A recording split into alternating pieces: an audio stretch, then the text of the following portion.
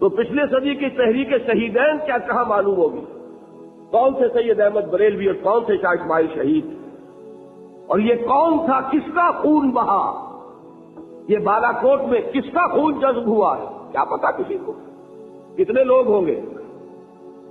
ہمیں تو یہ معلوم ہے کہ دبئی میں کیا چیز اچھی ملتی ہے اور ابو ظبی میں کون سی چیز سستی ہے۔ ایک چکر یہی ہے، اللہ اللہ خیر، جو آئے گا اس کی ساری توجہ جو ہے بازار پر ہوگی، دکانوں پر ہوگی۔ یہاں نہیں، حج پر جو جاتے ان کی ساری توجہ بازار پر، دکانوں پر۔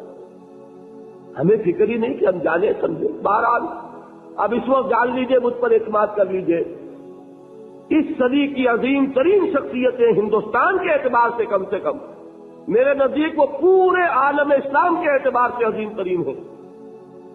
یہ بر صغیر پاک و ہند کا یہ اعزاز ہے اللہ کی طرف سے عطا کردہ کہ اس صدی کی عالم اسلام کی دو عظیم ترین شخصیتیں بر صغیر کی، علماء کے حلقے میں سے اٹھنے والی شخصیتوں میں حضرت شیخ الہند مولانا محمود حسن دیوبندی، اور اسکولوں اور کالجوں اور یونیورسٹیوں سے آنے والوں میں علامہ محمد اقبال۔ یہ دو عظیم ترین شخصیتیں جن کے ٹکر کی کوئی شخصیت پورے عالم اسلام میں نہیں۔ بہرحال انہوں نے یہ کوشش کی تھی۔ ابوالکلام ان کے بیٹوں کی عمر کے تھے، لیکن انہوں نے دیکھ لیا تھا اس میں جوہر ہے، یہ بات کو پا گیا ہے، حقیقت تک اللہ نے اس کی رسائی کرا دی ہے۔ الہلال اور البلاغ بڑے شوق سے پڑھتے تھے شیخ الہند۔ انہوں نے تجویز کی تھی 1920 میں کہ ابوالکلام کو امام الہند مانو اور اس کے ہاتھ پر بیعت جہاد کرو اور اللہ کے دین کے غلبے کے لیے سربکف ہو جاؤ۔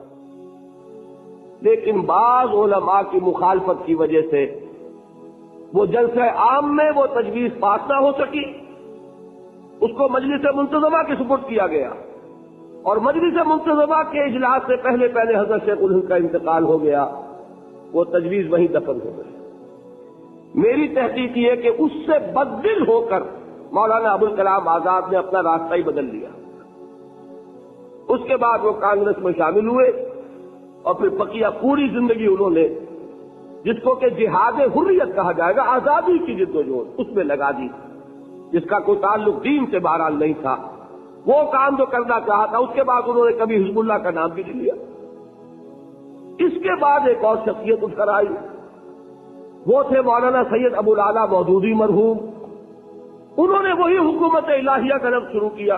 حکومت الہیہ کے قیام کے لیے انہوں نے جماعت اسلامی قائم کی۔ تو میں صرف اس وقت یہ بتانا چاہتا ہوں کہ ایک اصطلاح جو ہے جو اس صدی میں استعمال ہوئی وہ کیا ہے؟ قیام حکومت الہیہ۔